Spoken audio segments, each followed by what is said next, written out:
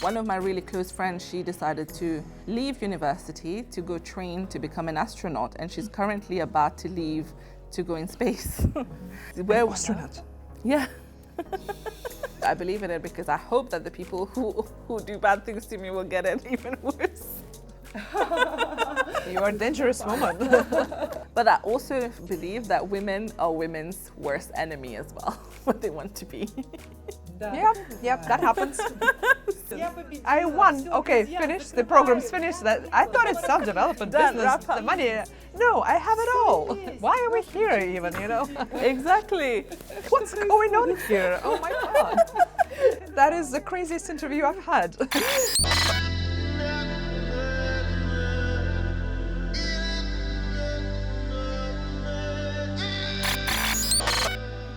I always try to show you the most diverse people, but the best ones and the most interesting ones. And today I have an amazing woman here. She is beautiful, she is young, but she's so smart. But I never have regular people here. Sheen Gurrib is with me today, the woman who is really empowered. She started a business, she has started a system, and it's very important for me that she is from she has a PhD from Oxford and Cambridge. She doesn't know that I don't have a higher education at all.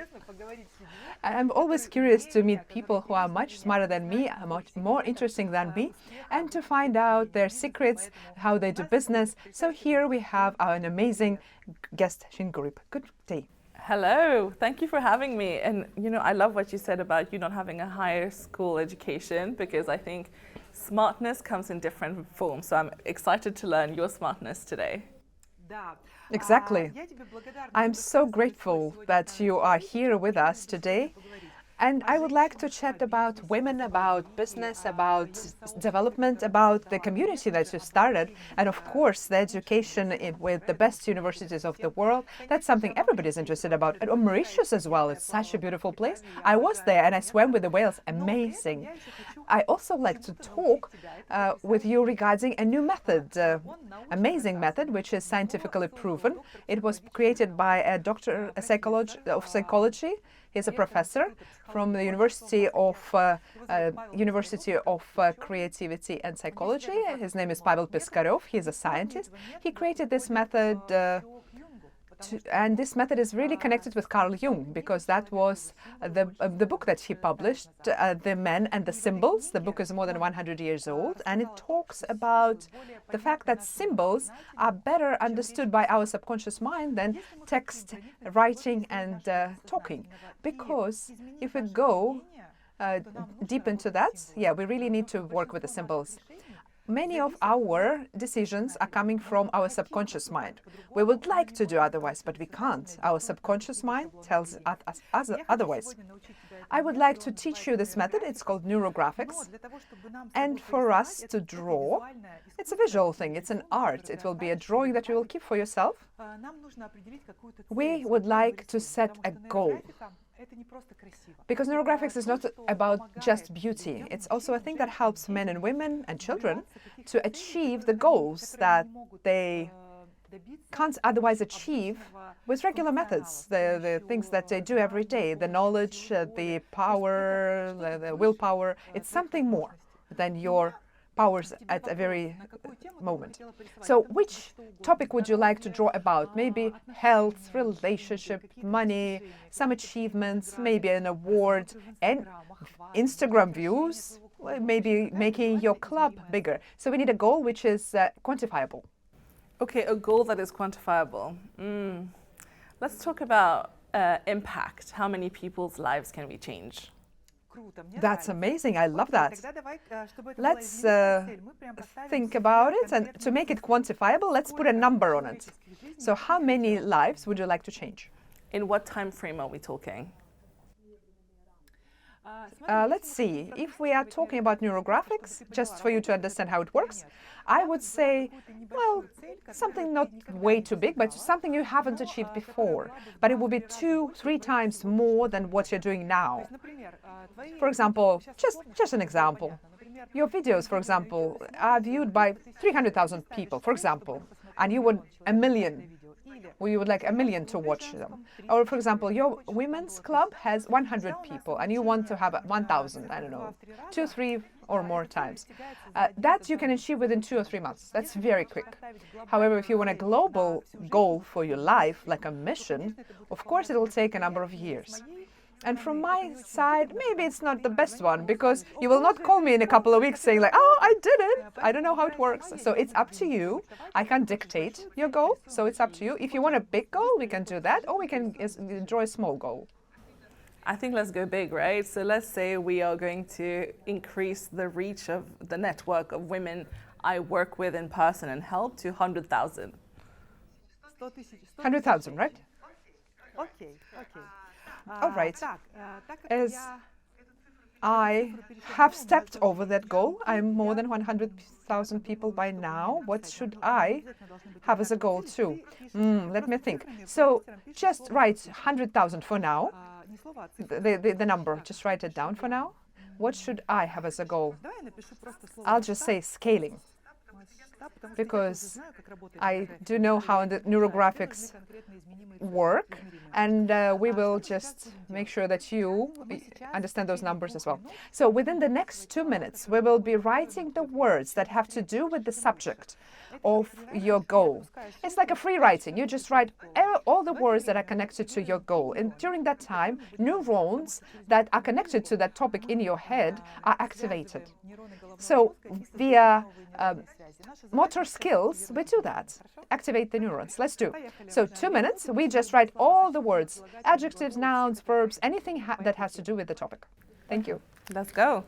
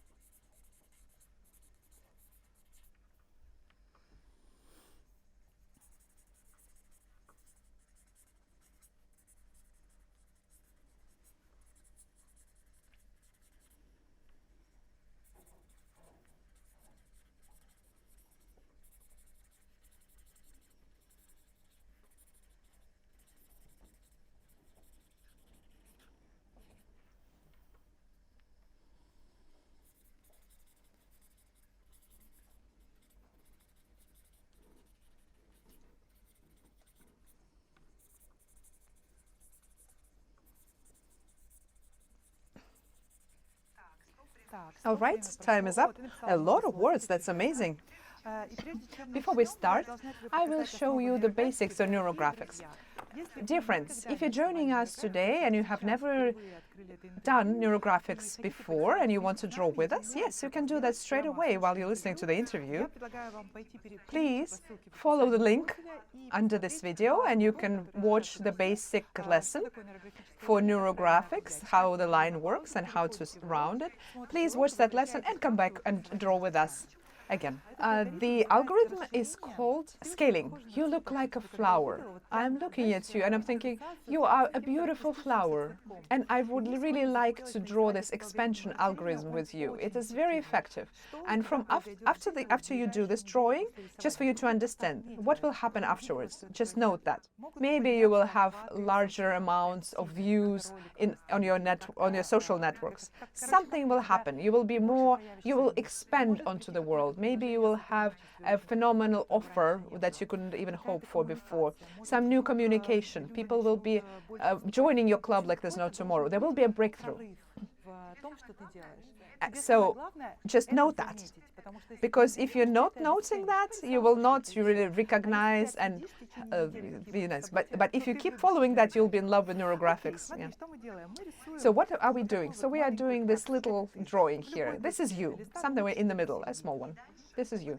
And from there, with the neurographic line, we are enlarging ourselves, scaling ourselves with a soft neurographic line. And once we are expanding onto the whole piece of paper, it will look like a flower, a rose.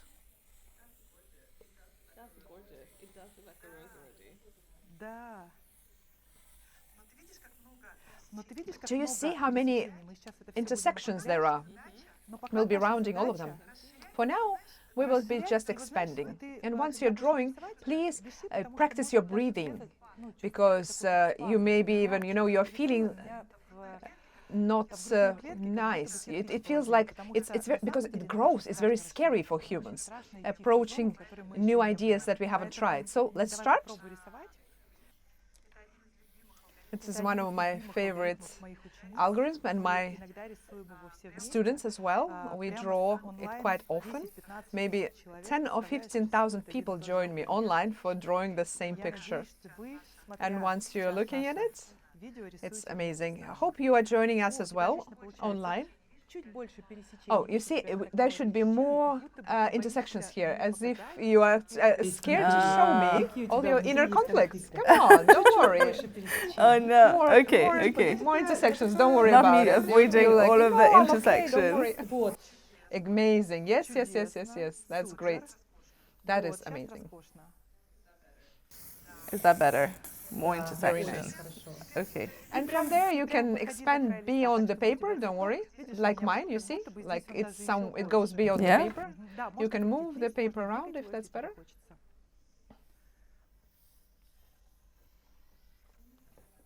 I don't think I've ever drawn like this before. It's very liberating. Yeah, it's great energy, right? Creative energy, because we are creative people. However, in school we were told, I don't know about Mauritius, but in Russia for sure, everybody said, this is the way you should draw, and that's it. And we stopped drawing, because your dog doesn't look like a dog. But here you don't do mistakes. You are the artist. You decide how things be. Okay, let's start. Let's start the interview too, and let's do the rounding as I've shown you. I have to tell you that most of my speakers, men, can never do drawing and speaking at the same time. I'm very happy to have a woman here, and we can draw and talk at the same time. Yeah, multitasking. Exactly. We actually spoke about it yesterday, because we had an interview with a guy and we just couldn't finish it. The guy could either speak or draw, but women are great at multitasking. But tell me about your childhood. I know that you are the first person in Mauritius who actually had gone to Cambridge and Oxford. And for Mauritius, it was amazing, especially a woman. Please tell me about your childhood. How was it for you? What was your family like, and how did you get to Oxford and Cambridge? Yeah, for sure. So I grew up in Mauritius, so very island life, as you can imagine. So grew up going to the beach every weekend, and it was just really nice. And it's a developed country, but still very island life. So not a lot going on. Only went to school. I was a nerd growing up. I loved my books, loved doing everything that had to do with studying. But I was really bad at drawing, to be honest. I used to come last in my art class. So this is really out of my comfort zone.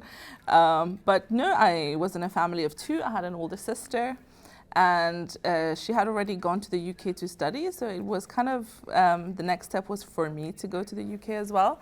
And I was doing very well in school. So my teachers did encourage me to look into Oxford at the time, which was very rare, but we had some people who had gone. And then I decided to apply. I applied for material science, so that's very much sciencey, and I got in, which was incredible. I had to go in to do my interview, and out of more than 10,000 applicants, I was one of the 30 that got accepted in, which was incredible and very scary at the same time. 10,000 students. Yeah. Amazing. Yeah. Right. It was very scary, especially the first, when I went to do my interview, was the first time I went to the UK. It was the first time I was on a plane. And when I got there on that day, they interviewed 700 students and I met all of them. And I was the only one who got in on that day. I never saw anyone again. And that was the start of kind of like realizing that there might be a little bit more to life than the island life. And that's when I started thinking, okay, maybe there is something here. I need to push myself a bit more. And after 4 wonderful years at Oxford, I decided to do a PhD. And I actually initially applied to stay in Oxford because I loved my friends there. I love the city. Have you been to Oxford? No, unfortunately. I went to US, but I haven't been to UK.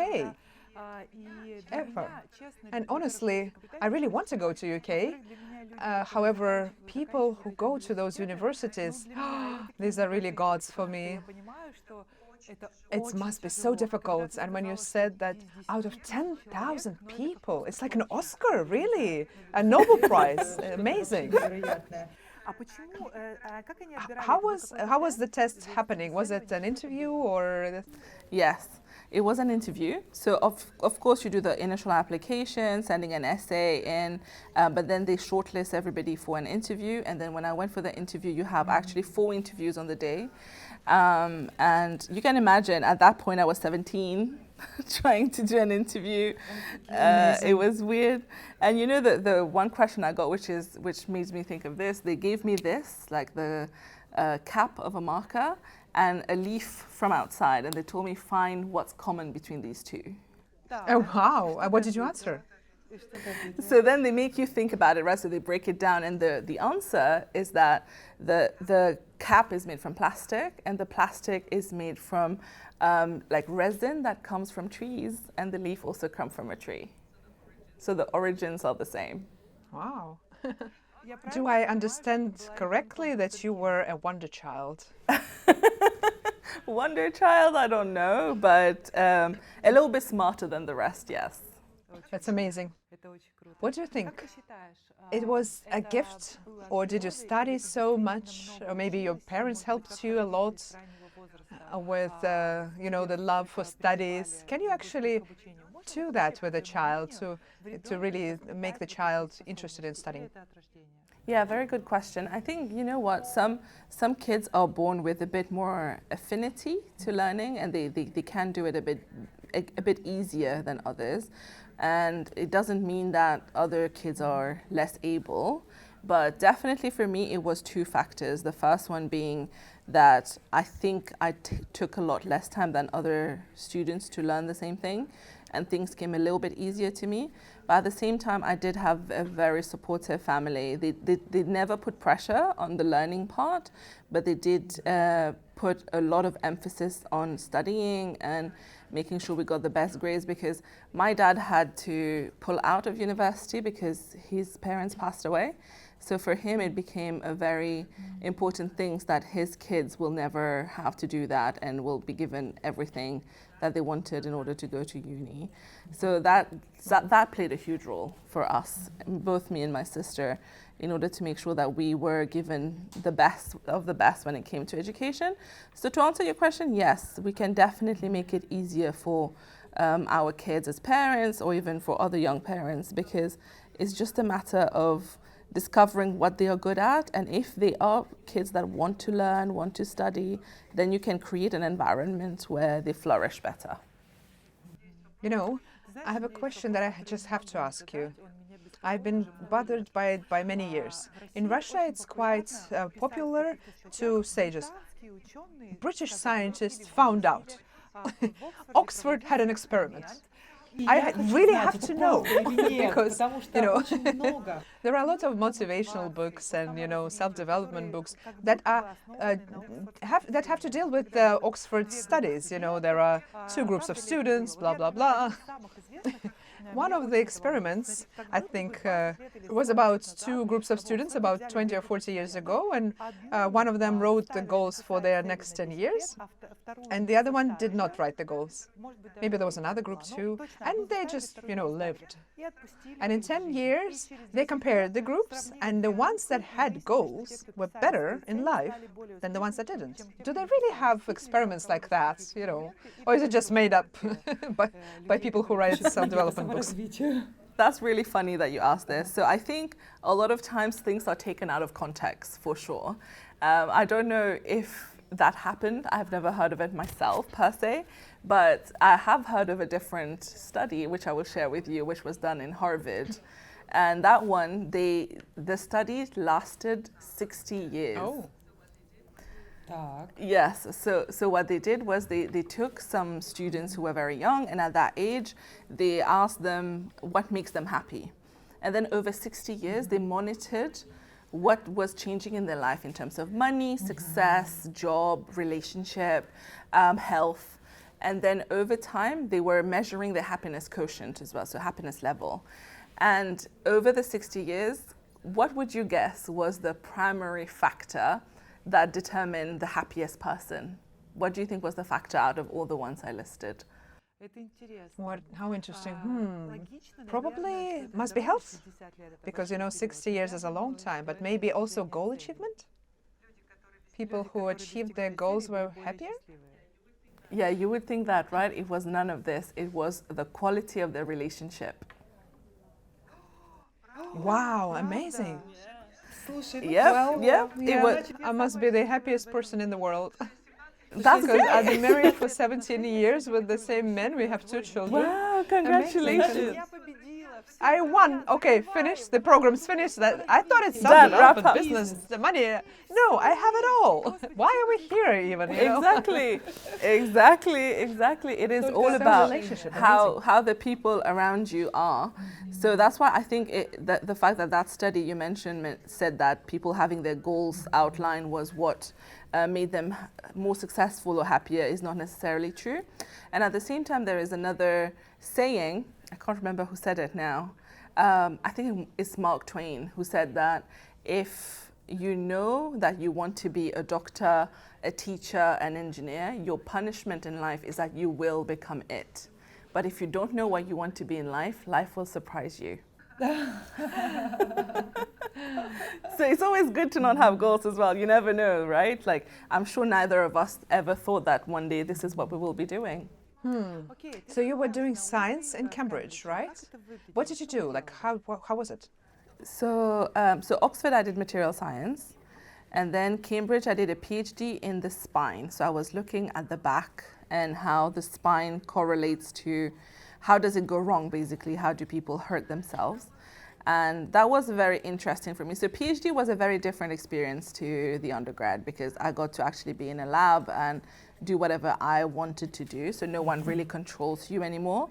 And I was going to the butcher shops, not to buy meat, but to buy sheep spines that I would then carry on the bus back with me in a bag. And they're big, they're this big. And I would go back to the lab and dissect them and do my experiment on them. And I got to go present my findings at 17 international conferences, including Japan. So that was very, very, very cool, very good experience.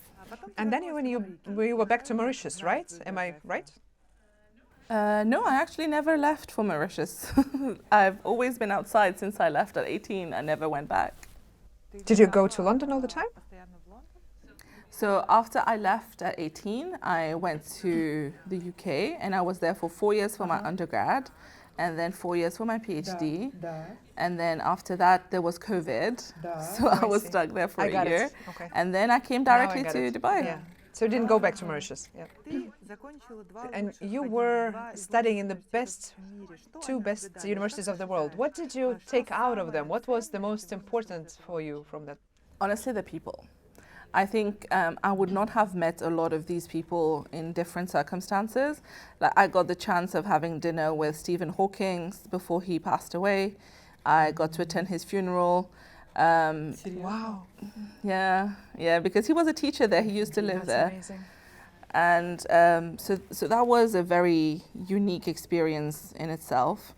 But I think that's what led me to start the podcast, because the stories I was hearing, the people I was meeting, and I thought, it's very important for others to share into these conversations. One of my really close friends, she decided to leave university to go train to become an astronaut, and she's currently about to leave to go in space. So where An astronaut? Yeah. What's going on here? Oh my God. That is the craziest interview I've had. Yeah. An astronaut? Yeah. Okay. I know. So that's definitely been the main thing. And what I learned from these people is, the whole resilience thing, and even trusting in myself and my abilities, and not being limited by what I want to achieve, and not following the path that everyone else is doing, because you can see how everyone is doing such different things. And just, you start to realize that the world is your oyster if you want it to be. Please tell me about the universities, and from there we will talk about your life, but just a couple more questions about the universities. Was it easy for you there? Was it comfortable with the people who were around you? Were you staying with the students area, or did you rent a flat? Was it difficult? Like, maybe, some people are watching us and they are dreaming of being in that universities. They want inside information. What's happening? 100%. No, for sure. So the first time I went to university, my sister went to drop me off. And after she left, I sat on my bed and cried for hours. And I realized I was alone for the first time ever. So that was hard. That was a little bit hard. But then, because you are in that safe space of being at a university and you are already supported in all the ways possible, you don't need to make a lot of decisions on your own. So then it was a lot easier to start to get used to it. But the main challenge whenever you are away is to build your social network. You need to make friends, you need to have people you can trust, people that can do fun things with you.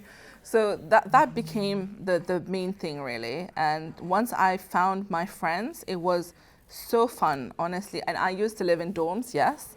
So my first friends were my neighbors. We used to share the same kitchen and the same bathroom. And that's how we became friends. And one of them was from Korea, one of them was from France, and we all spoke different languages and got along. And we started doing fun things like taking everyone to a restaurant that does our own food so that people would experience our culture. And once I found friends, honestly, it was such a fun time being at university. And I think it's very important to find that, but not to say that there are no struggles either, because I was the only girl in my college doing what I was doing, and in my class there was 30 of us and probably 2 girls, and I was the only brown girl, the only brown person in the university. So you do start to then realize, and it was the first time in my whole life that I realized that I'm a different color to other people. So, did you feel funny about that? So yes, at first I did. I did think I'm different, so does that mean that I'm not as good as others? But then you also start to realize, well, I came a longer way than others to be here. I came all the way from an island, and a lot of these people were British. Their parents have gone to Oxford before.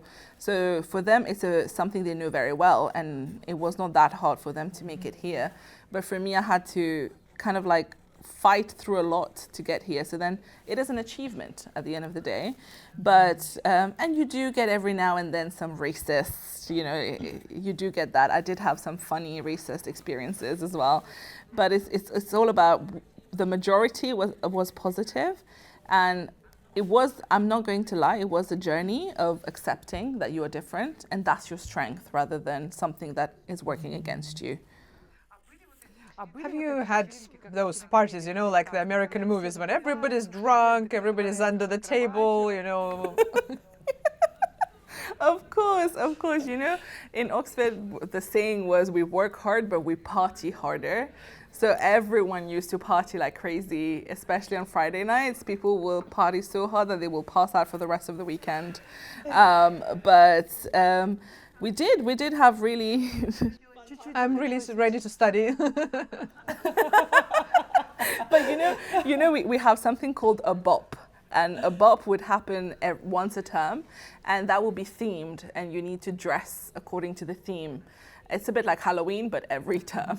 And that was really fun. I remember the first time I went, our theme was just the letter C. And I went as a cowgirl. And everyone came as such different things. And it was so much fun because people actually put effort into it. And then by the end of the night, you don't recognize anyone. You don't recognize anything because everyone has had too much fun. Oh, please tell me, did you come from a wealthy family? Because, going to Oxford and Cambridge is expensive, no? Yeah, good question. I mean, I don't know if I would say wealthy. My parents both work for the government in Mauritius. They are very comfortable, and we grew up comfortable. But being an international student is expensive in the UK especially. And I did succeed in getting almost 50% of the scholarship because of my grades. So then they didn't have that much to pay. And for my PhD, that was fully funded. I got a full scholarship for that one. The irony of our meeting is that I don't have a higher education whatsoever.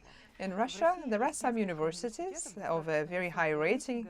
A lot of international people go to Russia to study too, medicine, science. I came from a very poor family, and she was divorced. My mom was divorced, so she couldn't really provide for me well, even while I was studying in school. Yeah, I didn't have enough money for clothes, for food, so I went to work straight away. I didn't go to university, and funnily enough, we have an interview now. And my husband and I decided to join a university now. And we are passing an exam, a school state exam, Russian one. That's what you need to do to join a university. So I am listening to you right now. And I'm feeling like I'm going back to being a student, the one that I should have had some time ago. I'm here in front of you. I don't have a higher education, and you have the best diplomas in the world. What do you think? Does education really matter for a woman in terms of business and her career? I don't mean the family, I don't mean the happiness, I don't mean the, a woman getting married, but business. Okay, so that's a very good question. My short answer, I will give you my short answer first and then go into the long answer. I think the short answer is... I want the full answer. A real, honest answer. The short answer is no, and that's probably very controversial, but the long answer, let me tell you why. Because as I said, I don't think formal education is made for everybody. And it's like it's like holding a race between a fish and a monkey, and the race is who can climb the tree the fastest. So then how can the fish compete in this? So I feel like that's what formal education is. A lot of people are not necessarily very good at education, but doesn't mean they won't be good at business. So for example, I have a friend, he was also studying in London. He failed 2 of his years at LSE and he was just like, okay, this is terrible. I don't like education anymore. And he's now running a very successful 7-figure business. Because for him, he had the business sense. He didn't need the education. And even for me, what I took away from education was more how to network, how to build connection, how to kind of like manage yourself, manage your time. But some people don't need to learn that. I'm sure you didn't need to learn it. This is why you're running this so easily now. In Russia, there are lots of entrepreneurs who didn't study well, and there are lots of jokes about it. If you are the best student, most likely you will be a manager, while your boss will be that, a failed school student. A lot of entrepreneurs. So, and there's an opinion where people who study well are great managers, but never the creative entrepreneurs. never the developers of new areas, new businesses. And there are lots of famous people who dropped out of university, like Tony Robbins, for example. He doesn't have an education. Steve Jobs, who also dropped out. Do you think, it's very important for me, do you think that education breaks individuality? A person who studies to the point, does he become part of the system, or can he still be a creative, innovative, super successful creator? Yeah, I think, that's a very good question. I think you have a very good point, but at the same time, I actually asked my teacher once at Cambridge this question because, everyone says how Mark Zuckerberg, the guy who started Facebook, he dropped out of Harvard, Bill Gates dropped out of Harvard as well. And what people say is, yes, but they dropped out of Harvard. They got there first. So it means that they had what it takes to go to Harvard. So they already had some level of education and training and intelligence per se. So that doesn't mean that they are just anyone on the street who never worked hard in their life and just decided one day I will try this business and see how it goes.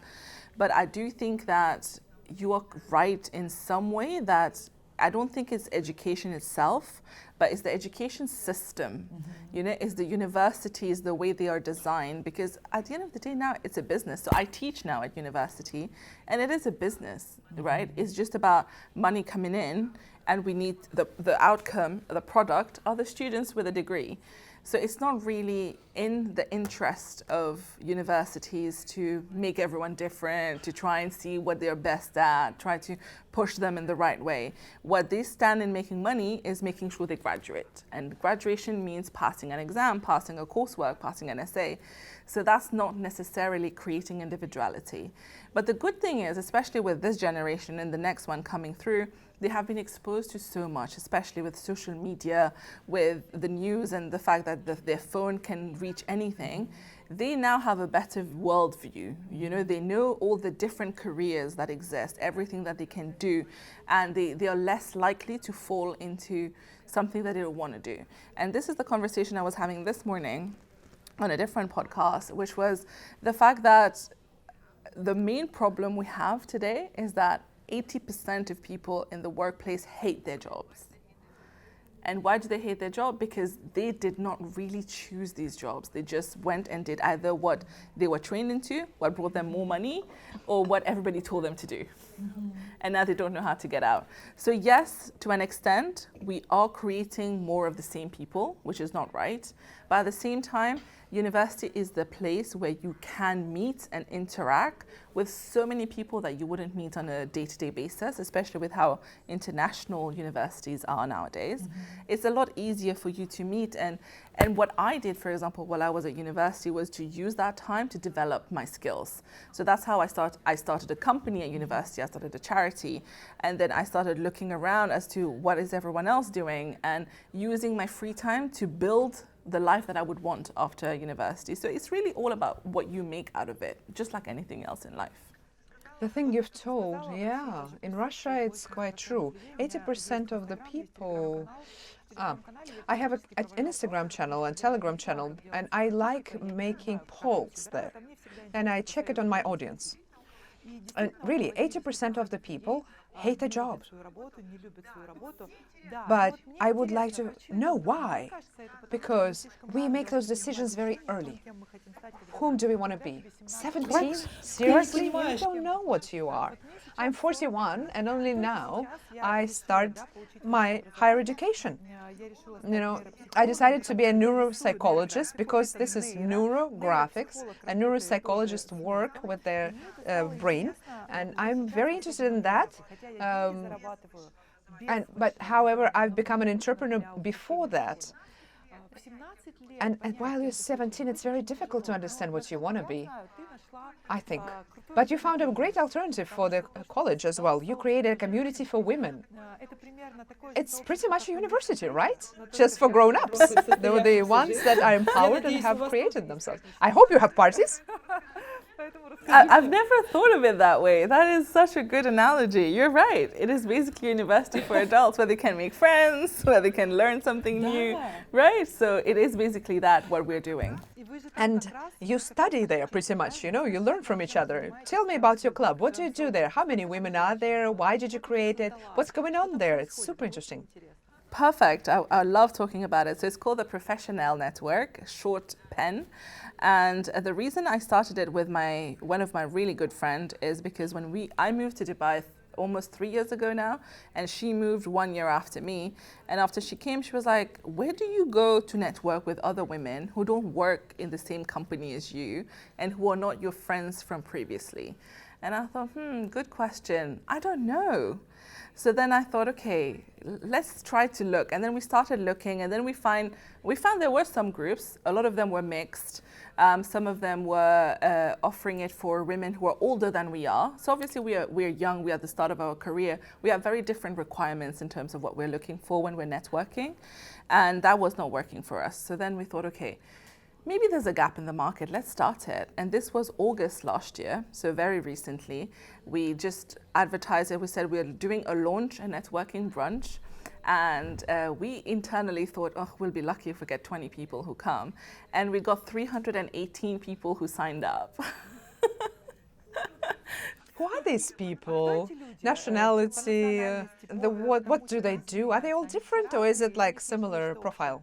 So they're all very different, which was very surprising. So the one thing they have in common, they're all expat women who are currently working in Dubai and who are very new to the region.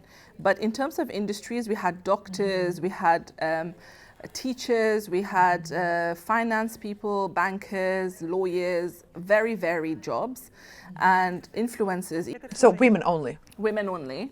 The point was to do it for women only, to create a safe space. And the reason we did it was because it was actually very good that it was women only, because, you know, then women started asking, where's the best gynecologist for me to go to? Where's the best place for me to go to for a wax? Where do I go to do my nails, you know?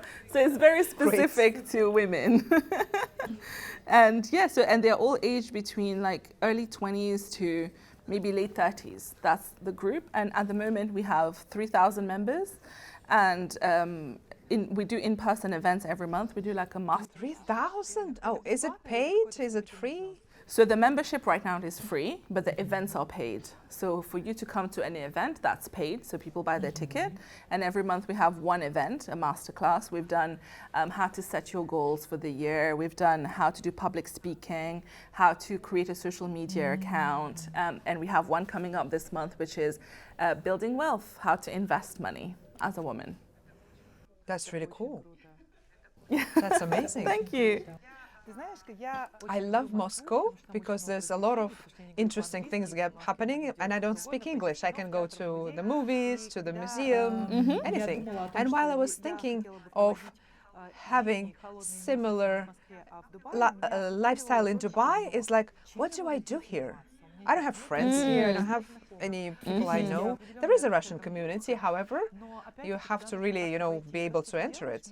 And what you do here, it's really a solution for women who are new to the area, and they need to communicate, to be together.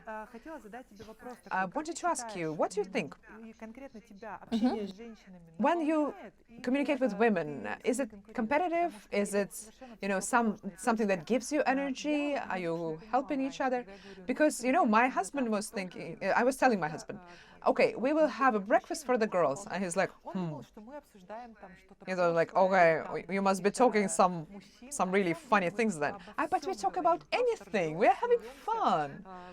Really, literally anything. So do you like communicating with women? I do. And I mean, okay, I'll be fully honest. Most of the time it's amazing, and you meet women who are building each other, who are supporting each other, and who just want to have fun together. But I also believe that women are women's worst enemy as well, what they want to be.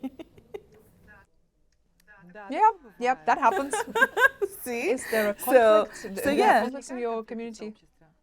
No, not in my community so far, thank God for that. So far, everyone is getting along, and they sent us pictures just last week that they all met, like some of them met together and went to do their nails together. We didn't even know this was happening, so now there's these little WhatsApp groups where they've met each other, they've made friends. Right. So yeah, it's very cute. So right now, everyone is getting along, and every time we do an event, the speakers are amazed by the fact that no one wants to leave after the event is done. Everyone wants to talk, everyone has questions, they interact with each other. So that's always really good. So right now, it's a very vibrant, very buzzy kind of group of people, Russia? which is great. There is probably about 100 clubs, because, you know, the country is quite big, and there are lots of clubs where women meet and draw neurographics together. Sometimes it's 5 people, sometimes 200 people. And the biggest event actually happened in Moscow. It was a huge auditorium, and we had 4,200 people at once. Wow. Amazing atmosphere, you know, you could feel the energy. So, if your ladies are watching this interview and would like to draw, we would be happy to present a masterclass for them as well. 100%, we would love to have you. I Next think it time would you're be in awesome, Dubai, right? we're going to do it. Yeah, for sure. And the one thing is, everyone is about self-development. Everyone wants to improve themselves. So I'm sure people will love. We did do a sip and paint one where, you know, people came to just randomly draw and have some fun. So this is even better. Yeah. In Russia, it was quite popular before Neurographics arrived in Russia, when you just draw together. Yeah, a house, the sunset. Yeah, it's very beautiful. But it's just relaxing. It's not like you're not working with your subconscious. Yeah, it's just a really relaxing procedure. Yeah. But here, you are having a goal and you're working with it. And sometimes it may be even, you know, you don't have a good experience. If it's a difficult goal, you can be feeling nauseous even. Maybe your temperature rises. Wow. So, yeah, but it's definitely effective. The ladies would love it, I'm sure. I have to say, you're great at rounding. It looks like you have experience. But we have to round everything. Yes. Yeah, are you done? I am done, yes, because I'm, you know, I keep drawing.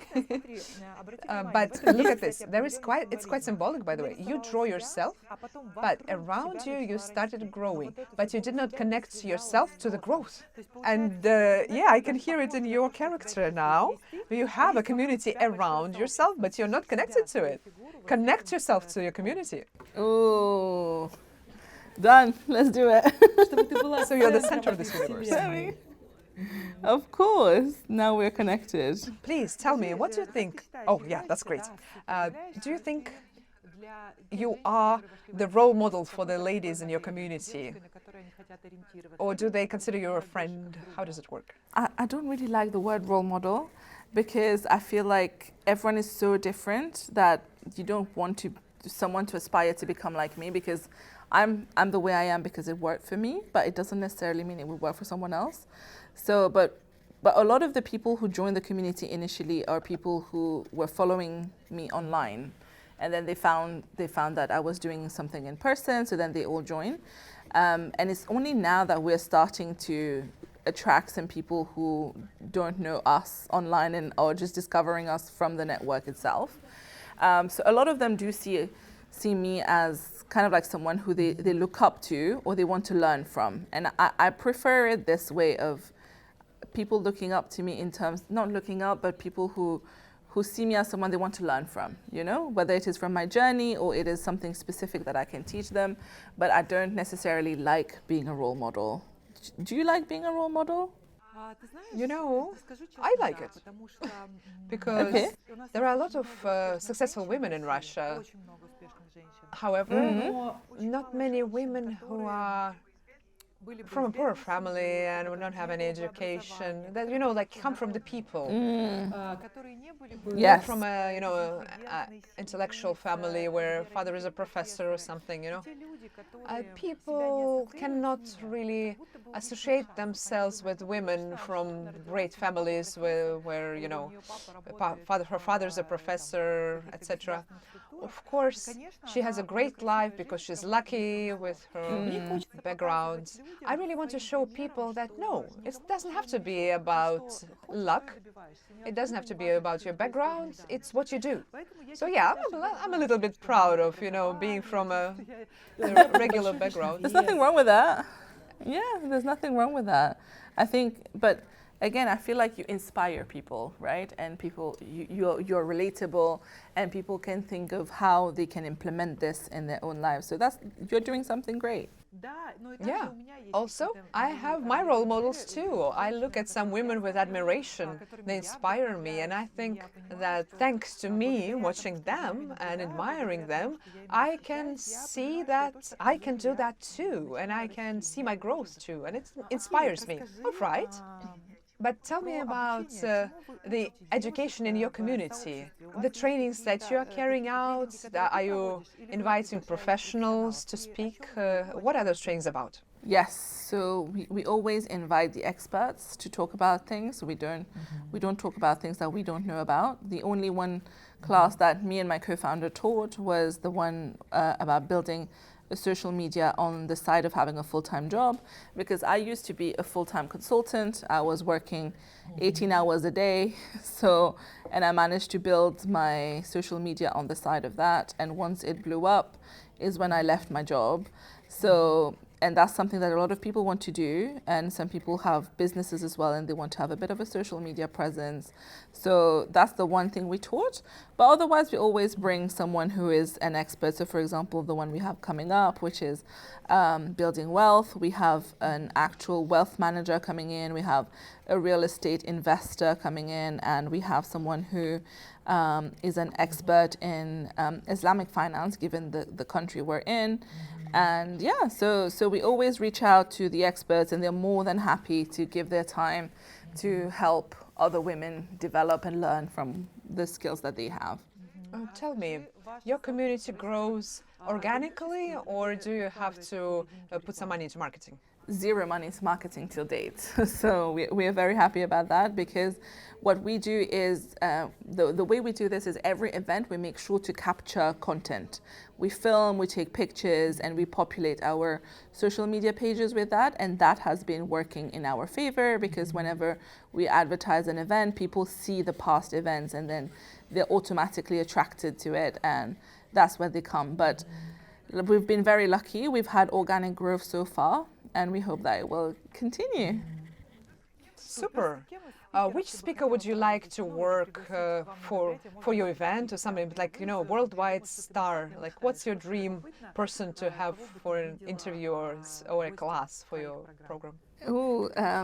Honestly, she's been on my mind since I started the podcast. She would be the guest of the dreams for me, and that is Michelle Obama, because I've seen her live for her book tour, and I met her in the backstage room as well, and she's an incredible person. The presence, the energy that she has, and the way she treats everybody the same, whoever you are, and she has so much to teach. And I feel like people haven't asked her the right questions yet about her emotional aspect of the life that she led, and I would love to interview her, and I think that would be a great learning experience for anybody, including me. All right. Another question I have for you. You are a person of science, so you must be skeptical. You probably do not believe in miracles or magical mindsets. So I'm really curious to know, what do you think about our mindset of, impacting our life? Do you think our thoughts are material, and the goals that we write down actually would be carried out? Do we attract certain events, or is world just logical and only things that you do work out? Well, I'm also a person of faith. So I do believe in God, and that is kind of like the reverse of my science mind. And I remember the project we did in school when I was very young was, can science and religion coexist? And I think they can. And because of that, I do believe in many things that maybe some people will quantify as magical. But to answer your question, I do think that our mindset makes a huge difference. And I experienced it myself. I was talking to my friend earlier about London. So when I was in London, I used to feel constantly stressed and that I need to compete and there is a race to getting a job, to getting a campaign and all of that. You're always competing. And that is called the scarcity mindset, where you think that there's not enough and we're all competing to get the same thing. But since I moved to Dubai, this has changed entirely. And now my approach is very much like, oh, if I didn't get this, I will get another one. There's so much going around. There's so much abundance of things that it doesn't require me to be, constantly competing. And that means that I can celebrate someone else's winning. I can celebrate someone else's getting something because there is more coming to me. When someone else gets something, doesn't mean it's been taken away from me. And that change of mindset completely changed my approach to things, which then changes the outcomes as well. So that's why I genuinely think that mindset can influence your life and therefore your outcomes. But if we think about, the whole manifestation thing, I have personally not tried it properly. I don't know if it works or not. I don't want to say. But I do think that if you start to think about something, it happens, right? And there's this whole red car theory. I don't know if you've heard about it. But basically, if I ask you on your way here today, how many red cars did you notice on the way? Can you tell me a number? Yes, I know this test. Yes. It's from Tony Robbins as well. Yes, I love it. Yeah. Yes, the red cars, exactly, on the way. Yeah. You're just driving and you're thinking about something else. You don't pay attention to that, but if you, from there on, you will only see the red cars, agree, yeah. But I would really like to see your opinion on that. Because, there's a saying, people who did not study physics think that things are magical. You don't know physics, so you think, oh, it's magic. But I would really like to see your opinion. You have a PhD, so how do you think about manifestation, visualization, mindset, and the fact that we can attract certain events? So yeah, great answer. I really like it, yeah. No, thank you. And I think that's it. I don't necessarily think it's magical, but I do think that we are a bit more intentional in the way we approach things, a little bit more intentional in the way that we think and plan for things. So manifestation for me is just this constant reminder of what you want to achieve in life, what are you working towards, and therefore you start attracting that. And just like the red car theory, it means that then you will start to notice things and you will start to pay attention to the things that matters to you. And I think at the end of the day, there is no right or wrong. If something is pushing you in the right direction, especially helping you improve towards your goal, then why not? If it's magic, it's magic. Have I understood you correctly? London is more competitive and Dubai is more partner-like. Yeah, I think the thing is in London at the moment, especially in the UK, across the whole UK, there is a lot of issues, a lot of concerns. There's a cost of living crisis. People are not very happy. The bills are expensive. And there's like a lot of unhappiness going around. But so that means that given that there's scarcity of everything, there's not enough of everything, then people start to worry. Just like during COVID when we were told that we might run out of tissue paper and everybody ran out to buy loads of tissue paper. It's a bit of that vibe of we want to stock on things that we think we might run out of. But here there is so much opportunity. People are so open and open their doors to you for anything. And I have never seen things like I have here, I have to say. So a little bit of an anxiety in London, yeah? Yeah. 100. Do you think that it also has to do with the climate? Because, Mauritius, I was a tourist there, however, I thought that people are so happy. Everybody's relaxed. It's like zen there. No anxiety whatsoever. I mean, I don't know about, probably as a tourist, yes. There is definitely a lot of issues in Mauritius as well. People are not always very happy. But yes, I think the climate plays a big role because, the sun directly impacts your mood. So if you don't see the sun, then that's definitely going to impact your mood as well. And I know a lot of people don't realize this, but in the UK during winter, some people will leave their home in the dark in the morning and go sit in an office whole day and then come back home when it's dark again. So they have not been exposed to the sun at all. Yeah, right. Yeah, so there you go. Same for Moscow, you know. There you go. Have you been to Moscow? I have not. I would love to go. I would love to invite you. It's such a beautiful city. There are certain cities where it's polar night and polar day. I've seen it a couple of times in my life where the night stays for half a year, and so does the day. There's a city, it's Murmansk. It also has whales, by the way, but it's a northern city. Okay, long story short, my husband and I, we love to see whales. We are big fans of whales. I don't know why, I just love them. So there are certain places in Russia, like Kamchatka and Murmansk, where big whales come over. So we went to Murmansk and it was polar day. What does that mean? The sun goes up and it's there for a long time, and at around 6 p.m. it becomes, you know, like twilight, and it never goes on to night for half a year. Oh my God. And then it's vice versa, half a year of a night, total darkness. And that's where I understood. It's very difficult to fall asleep when it's very dark, very light. Right. And how cool it is when sun is always with you, though. If you're planning to go to Russia, Samia is actually going to Russia as well. St. Petersburg is very famous for the White Nights Festival. The bridges are so beautiful, and the whole city is going for walks during the nights, for the White Nights. You can't see that anywhere else in the world. It's a monumental story, really. Those bridges, they are going up suddenly to let the ships go through, and then they go back to become a bridge again. People gather up to watch that. Also, you can take a boat and you can view that as well from the water to watch the bridges opening. It's amazing. That's incredible. It sounds magical. We should definitely go. I would love to host you, absolutely. Regarding Mauritius, I wanted to ask you regarding your favorite place in Mauritius. Oh, let me check your drawing for a second. Oh yeah, Let's do the round here while we're talking, and we will start the coloring. We did find the whales in Mauritius.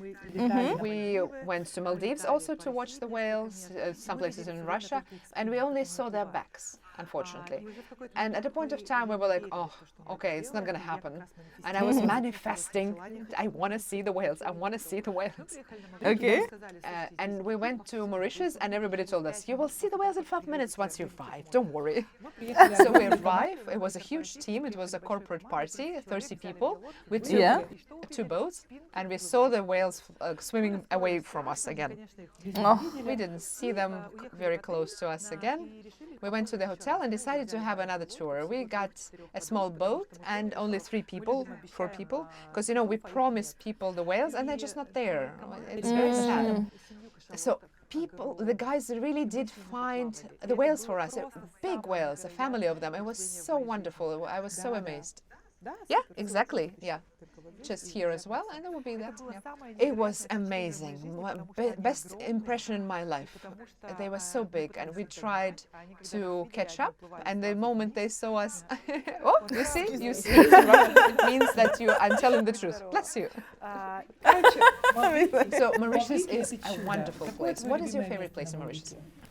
My favorite place in Mauritius. That's a very good question. Oh, I love the place, I don't know if you've been, where they have the 7 colors of soya. Have you seen? So there is an actual touristic destination where you go and they have rows and rows of 7 colors of earth next to each other. Yeah. Oh, we have to take you because you know Mauritius is a volcanic island. So this is a very specific volcano that had 7 colors of earth. Next time when you come, I'll take you. That's really cool. I love the safaris too. Together with my kids, we went to feed the giraffes. We saw the lions and lionesses. Amazing. Wales is love. I love the warm ocean there. So we'll definitely come back multiple times. Oh, by the way, from Russia you can fly directly.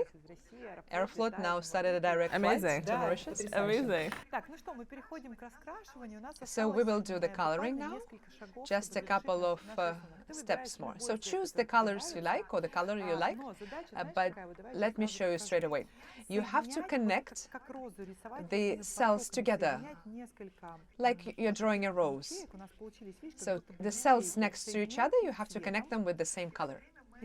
And that's how we create a new neuron connection. That's a scientific explanation where we are really connecting the neurons of our goal together. If every cell is different, it will be like, those windows in the church, in the church class. Right. And it really separates the neuron connection, but we need to connect them together, vice versa. So choose a color, and with that color, you can use many colors, in fact. However, the neighboring cells have to be connected with the same color. Which is your dream business? You are very, very young, and your community is just one of the steps you will take to achieve even bigger goals. What are your dreams? Good question. I think, let me think about it. I think, honestly, the dream is to be known for someone who has made an impact when it comes to helping women improve professionally and personally, and being known for someone who can, bring about change and help any woman in any stage of their life, and being able to help them on that front. And that would mean that I need to have more of a global presence. Am I doing this right? So, yes. Okay, right. Perfect. How do you want to help women in business, in relationship, in their awareness? What is the goal exactly? The goal is to make sure that women are no longer unhappy doing their job, and they are actually enjoying whatever they're doing and making as much money as they can be making. So you are looking at the business side of it, right? To help women realize their best potential in business. Yes, but I do also think that your personal life plays a big role in, creating your professional life. So therefore, as we discussed, the quality of your relationship also plays a big role. So all of this needs to be taken into account. What would you advise to the girls who are not supported by their families?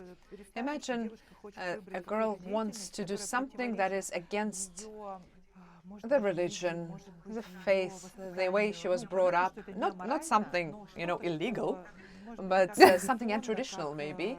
Something that our parents are not used to, Our parents, even a blogger is something wrong. No, I mean, definitely. I think even for me, I had to, you can think about it, right? I'm someone who went to Oxford and then did a PhD at Cambridge, and then asked my parents that I don't want to do this anymore. I'm just going to go become an influencer. So that was a journey. They must have been shocked. Yeah, they were. And so that was a journey in itself. But the way I approached it was, because for me, I have a very close relationship with my family, and this is a privilege in many spaces, right? So for me, it was just a question of explaining to them why I wanted to do this. And a lot of times I feel like the reason anyone says no to anything is because they don't understand it and they don't see the value in it, they're not comfortable with it, which is why, for example, parents would want you to have a stable job, because in their generation, stable job meant that you're happy, you have money, and your kids are taken care of. So it's a lot of that comes into play. So if you can explain things and calm their anxieties, most of the time that's half of the battle won. So it's just about knowing the reason why you want to do what you're trying to do, and explaining to them your vision and trying to get them on board. But sometimes you can't get people on board, and that's also part of your own personal journey, and learning how to still do something even if the whole world is against you is something that you need to be very brave to do, but also brings the rewards that it needs. And people come back sometimes when they see that, okay, this she was right, she knew what she was doing. But yeah. Do you think there's a lot of women who would like to do something against their husband's will? I think in the Arabic world, the man is really the decision maker in any woman's life, or is it different now? That's a tough question for me to answer, given that, I'm not from the Arab world.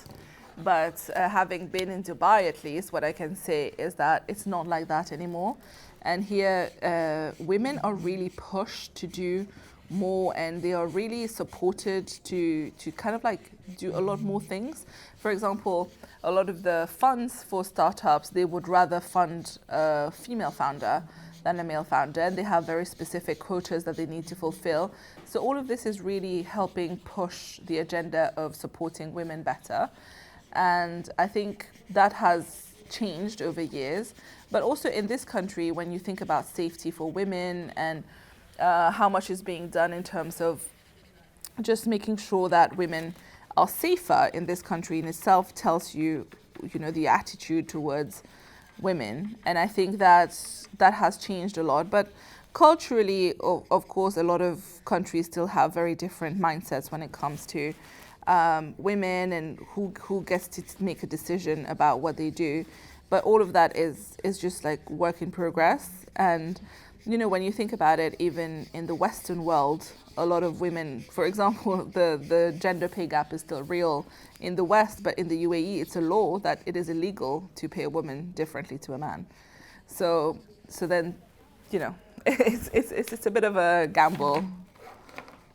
Do you know any books or films that you would like to advise our viewers to watch or read? The ones that inspire you? Ooh. So it's not for wonder children, just regular people. For adults, you mean? So no, nothing for children. For adults.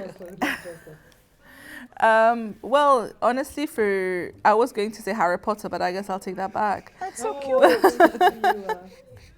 So Harry Potter was filmed at the University of Oxford. So that's why it was even more special for me when I studied there, going to see all the halls and stuff. So I think that was a very good movie. Have you watched Oppenheimer? Yeah. Did you like it? Very much. Yeah, so Oppenheimer and I shared a lab. So this was the lab that I used to work from in Cambridge, the one they showed in the movie. And I think that's a great movie because not only you learn about... Really? That same lab? Yeah. That's so cool. Yeah. And so the thing is, I feel like it is a very important movie because it puts into perspective what we have done as humanity over the years and what we're still doing when it comes to war and, trying to just destroy different people for different reasons. And we like to think we have outgrown all of this, but we haven't. And I think it's a good reminder to show the impact, the devastating impact that our decisions have on generations to come. And I think that was a very good movie and also just very well done. But otherwise, I'm not someone who really watches movie and would recommend. I watch so much and nothing has really stuck to me in recent years. But like in my childhood, I'll tell you the movie that really stuck to me was Matilda. Have you watched Matilda? No. So that's a very good one as well. And in Dubai, they have the Matilda cake. I don't know if anyone has tried it. But it's a story about this little girl who, exactly as you were saying, her parents are not supportive of her wanting to learn. And how she kind of like goes against all of this in order to find herself and become what she wants to become. And that just teaches resilience, right? And I think in a world where most of the times we get stuck in comparison game and trying to figure out who is doing this better than me, what am I not doing that everyone else is doing, how do I compete, it's important to be grounded. And that's why I think any movie that kind of like brings that about, a little bit of the grounding, I would strongly recommend. I would really love to watch that. Matilda, all right. Okay, you're doing it well. There is no necessity to color everything. You can color just certain parts. Okay. Everything, nothing at all more. You're an artist, you know. Maybe somebody will buy this painting in 20 years for $1 million, who knows?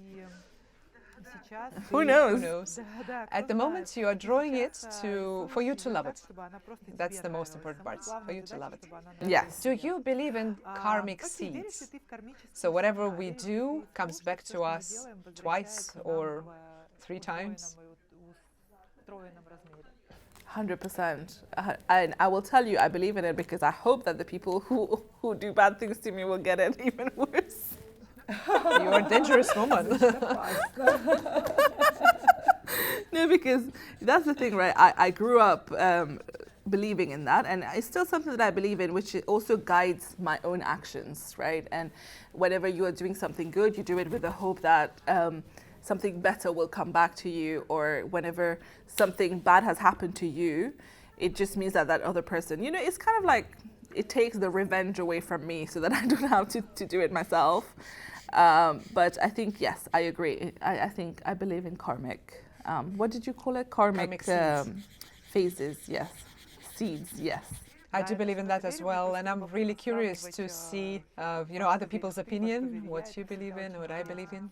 I had another question, but what was it? It was a very important one, and I forgot it. All right, but let's talk about which entrepreneur, women entrepreneur, is, you know, a person you're inspired by, politicians, celebrity, influencers, people who reached a certain level and you admire them. So this is, I think, someone who a lot of people would know. So you've heard of Bumble, the dating app? Nope. Well, okay, well, clearly you've been married for a very long time, so you wouldn't know what the dating apps are.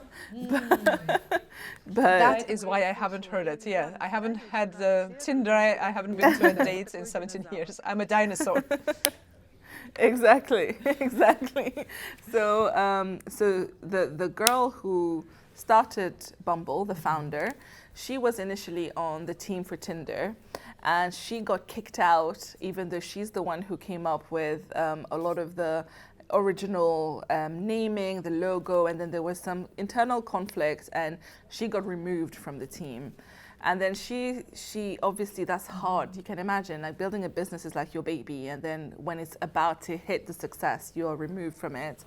But then she went out and did it again on her own, and this time she wanted to do it with women as the focus, which is why on Bumble, the app, a man cannot message a woman first. It's the woman that has to message first for the conversation to open. So she really prioritized the safety of women there, and she did so well, and she became like a huge success. The whole company became like multi-million company. They were listed in the stock exchange, and when she went to ring the bell at the stock exchange, which is the whole procedure that they do when your company is listed, she had her baby with her, and she was showing how she was pregnant this whole time when she was doing this, and showing that, you know, women can have it all. And she talks a lot about how she implemented all the things that was done wrongly against her into this new company, you know, so she turned it into a positive. And I think that's a very cool way of doing it. And she has very, very good ideas when it comes to business, because their marketing is one of the best marketings I've ever seen. When the app was starting, so their brand is very yellow. And when the brand started, they would go out on the street and just give people yellow roses. And there was just a little sticker on it with the barcode that when you scan it, you get the app. But she was not trying to push it as this is an advertisement, you know. And for that, she has had some incredible ideas when it comes to marketing. But yeah, I would say her. Fantastic. That's really cool. Yeah. You finished, yeah? Or do you want to add some more colors? All right. So we take 2 thick markers. Okay. Okay. And there's just 2 more steps. So we need a line from bottom to top. It's a neurographic soft line through this flower. It can go through the heart, and it's probably better, yeah. because we are focusing on you, and it goes up. It should be very pronounced on the drawing. It should be very thick. And we will need to round it together with the lines that it is intersecting. It is a line of outside energy. It's also called the field line. So whenever there's an intersection, you're rounding it. It is a line that gives us the energy to realize the goal that we have and fulfill it. Before we draw you, your inner conflicts, your thoughts, so yeah, it was all about you. So this line is like, I don't know, call it a cosmic line, a God line, something from the outside world that will be helping you to achieve the goal. So it's something bigger than you. It has to be really pronounced on the drawing. But do you believe in something that is bigger than you? You know, whatever you want to call it, something else which is bigger than all of us. I do. I strongly believe in God. So I was raised Muslim, but I like to say that I discovered God at university. Because, you know, when you're born in a religion, it kind of like, you just do what everyone is telling you to do, and that's just common practice, but it doesn't mean that you chose that faith life for yourself necessarily. So then for me, it was more on my own terms that I found out a bit more about it, and then I realized that this makes sense to me, and there have been many instances where I felt, you know, that this was a divine intervention. And that's in those moments I made a promise to myself that I might not remember this feeling forever. So I want to remember that I've made this commitment to myself now, that I do believe in God and God is there for me. So it's just about now doing everything that makes sense when it comes to practicing my faith. Please tell me, well, it doesn't have to be super personal, but something really nice, something wonderful, something that you cannot explain that happened in your life. Yeah, I think, I mean, happy to share. I think that a lot of times you don't realize why things are happening to you, and it's only after the things have happened, when you look back, that you think, oh, now this makes sense. I understand why this needed to happen to me. And these are the times where you can feel like it was just divine intervention. So what happened to me, this was even last year, to be honest. I had this trip planned that I really wanted to go to. And because I was still working at the time, I did not get my leave approved. And everything was booked. I was meant to go to Jordan. And then I was like, okay, that is such a shame. I was super upset. And I thought, okay, you know what? I will just forget about it and move on. And then literally 48 hours later, I get a call from a number I don't recognize, and it is someone from Bill Gates' team. And they wanted me to come film a video with Bill Gates in Kenya. And it was very short notice, and I needed to be there in the next 48 hours. So if I had gone, I would not have been able to go to Kenya with them. But the reason I was able to go was because this thing was cancelled. So then I was like, okay, this is definitely divine intervention. You felt like it was, you were led to that. Yeah, someone else organized it for me, right? So that's what divine. That's amazing. So what did Bill Gates' team want from you? So it was the time of COP28, and they wanted to film a video in Kenya. They wanted me to interview some female farmers there and talk to them about how they're contributing to food security, and how they have no money, no technology, but they are the ones who suffer the most from climate change. But they are coming up with these very new techniques of farming that is making sure that me, you, and everyone else around us, around the world, are getting the food that we need. So then they wanted to fly me out because they wanted someone who is an influencer but who also does women empowerment. And they flew me out to interview all of these women. It was jam-packed for 2 weeks. We did it in all these villages in Kenya where they don't have roads, they don't have bathrooms, imagine. And we were staying there, and it was really nice. And I got to meet Bill Gates, of course, and that was really cool. Amazing. All right, I think the drawing is almost over. We will use the same marker, and remember, we draw ourselves small.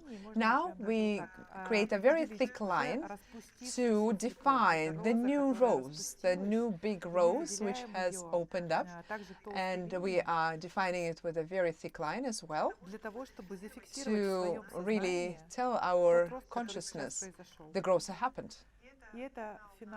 And that would be the end of our drawing. So I would like to ask you, how was Neurographics for you? Did you like it? Maybe any thoughts from your side? Do you like your drawing? I do. I love it. And I'm just looking at how different mine and yours are. And I think that's incredible that we've been doing it at the same time. And I've been copying you, but it's still so different. And I think that is very cool. But I enjoyed the conversation much more. And I feel like I did not even realize what I was doing. And I think that's what you were doing, right? You were trying to make me not focus on it so that it will just happen. But really enjoyed it. And you're such a good teacher at explaining how to do it. Thank you so much. It's so kind of you. Actually, Neurographics is something that you can do at any time. While you're studying, watching a movie, YouTube, anything. You don't have to really concentrate at what you're doing. I was not distracting you on purpose, you know. I was just so curious to know about you, about your experience, and we were drawing at the same time. So what we'll do now, please write a date on the back side of your drawing, and write your goal as well, because yeah, you know that paper will probably get lost. And please think about the changes that will be happening to you the next week, just the week, in terms of your growth, in terms of your goal. 100,000 women, and just little steps will be happening. Well, not in 24 hours, but you will see the movement is starting to happen. I'm very grateful to you for the interview today. I was very, very inspired. It was very interesting. Despite the age difference, I see that you're young. I don't know how old you are.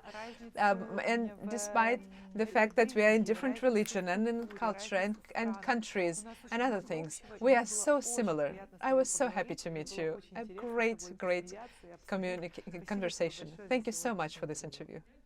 No, thank you for having me. And I'm glad that you finally brought this to Dubai. I think this is much needed and a lot of people will enjoy this.